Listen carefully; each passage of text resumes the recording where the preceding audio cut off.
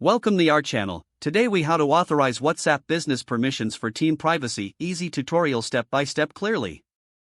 To start, open your WhatsApp business app on your device. Log into your WhatsApp business account if you haven't done so already. Once logged in, navigate to the settings menu, typically found in the bottom right corner. In the settings menu, look for the business tools option and tap on it. Next, locate the Account section within the Business Tools. In the Account section, select Privacy to review your privacy settings. You will see several options related to your privacy preferences. To manage permissions for your team, tap on Team. Here, you'll find options to invite team members and adjust their roles.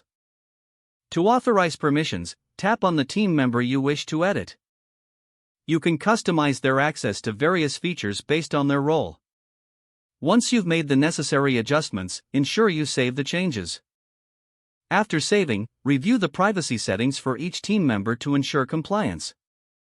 Make sure to communicate these changes with your team for clarity. That's it. You've successfully authorized WhatsApp business permissions for team privacy. If the page does not load, refresh the browser or try again in a private or incognito window.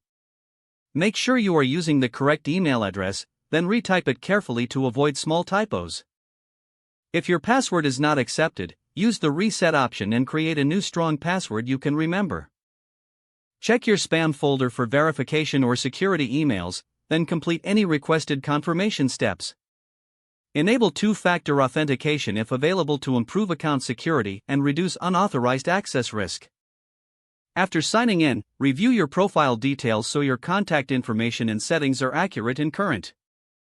If you see an error message, note it down and try again after restarting your device and internet connection.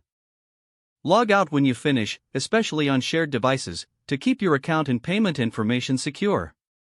If the page does not load, refresh the browser or try again in a private or incognito window. Make sure you are using the correct email address, then retype it carefully to avoid small typos. If your password is not accepted, use the reset option and create a new strong password you can remember.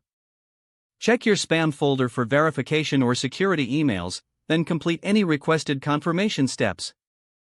Don't forget to like this video and subscribe to our channel for more step-by-step tech guides.